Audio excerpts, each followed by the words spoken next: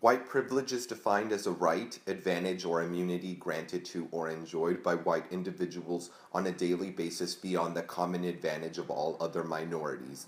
White privilege is apparent on an individual, institutional, and cultural level. Ultimately, the difficulty with white privilege is that those who benefit from it are unaware that it exists or typically become defendant on the subject. Instead of boring you for the next 6 minutes with regurgitated information that can be found in our textbook or images that can be found on the first page of a Google search, I will provide you with 5 examples in which minorities have been at a disadvantage because of white privilege.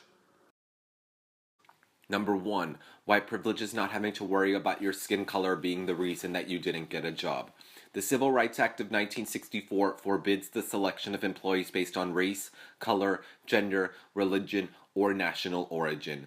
Even though equal employment opportunity laws prohibit job discrimination in the workplace, it's still something that minorities have to be cognizant about. Yolanda Spivey is a black woman who was seeking work after being unemployed for 2 years. Despite having over 10 years of experience in the insurance industry and a college education, she did not receive any further consideration for the 300 jobs that she applied for through Monster.com.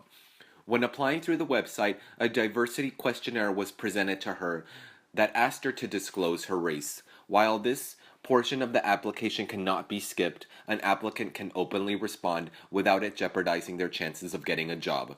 When Yolanda checked off her race is black, no response. When Yolanda checked off no race, no response. This gave Yolanda the idea to create a fake applicant profile with the name Bianca White, with the same resume and credentials as Yolanda Spivey. Upon completing the application, the job offers came flying in. What was the difference? She indicated in the questionnaire that she was white.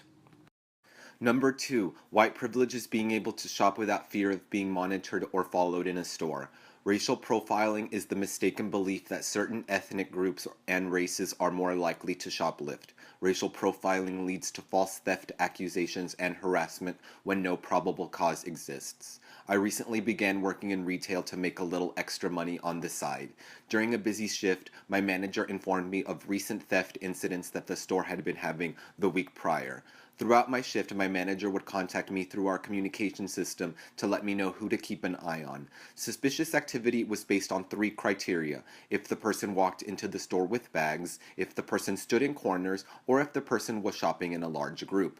Of the 4 times instructed to monitor someone, all 4 were male, Hispanic, wore baggy clothes, and did not speak much English. It angered me that I was instructed to monitor individuals based on their race, ethnicity, and style of clothing rather than their conduct. Number 3, white privilege is being able to openly express your religion without repercussions. Hussein Abdullah is a safety for the Kansas City Chiefs and a devout Muslim. Abdullah observes Ramadan when practicing Muslims fast during the day. During Ramadan, several of the days coincide with NFL training camp. Despite the rigor of the training camp, Abdullah does not eat or drink during daylight hours. In an interview with NFL.com about how he intended on preparing for the 2, he stated, "I put nothing before God, nothing before my religion."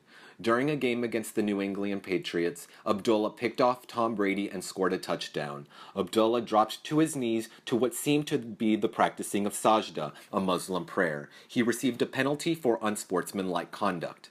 The NFL rulebook states that players are prohibited from engaging in any celebrations or demonstrations while on the ground. Sports fans did not take this penalty lightly and saw it as a double standard. In 2011, Denver Broncos quarterback Tim Tebow became widely recognized for being very open about his Christian faith and would often kneel down to pray after scoring a touchdown. Instead of receiving a penalty, his demonstration of faith resulted in the phenomenon known as Tebowing. In an interview with ABC News, he stated, "It's a great opportunity to use it as a public platform to get on one knee and to humble myself and to thank the Lord for all the blessings that he has put in my life. The sign of getting on one knee shows humility and shows that you're putting something else first. So, is this a double standard?" Number 4, white privilege is knowing that your skin exemplifies what our society considers beautiful. According to CNN coverage, 77% of women in Nigeria use skin bleaching cosmetics. A sales representative for Kuti Cosmetics in Nigeria spoke with CNN and stated, "When you're fair skinned, people easily notice you. You're noticed everywhere. But when you're dark, it's difficult for people to notice you." The main component in the cosmetic cream is hydroquinone, a chemical that has been banned in cosmetics by the European Union and Japan. It's harmful because it makes the skin lose its elasticity and can result in complications during surgeries and C-section childbirths. Despite the risks, women still engage in these dangerous practices because of society's pressure to look a certain way. You can't turn on a television or open a fashion magazine without seeing a woman who represents society's idea of beauty. Even though there are prominent women of color in the media, their images are often manipulated and don't depict the women in an accurate way.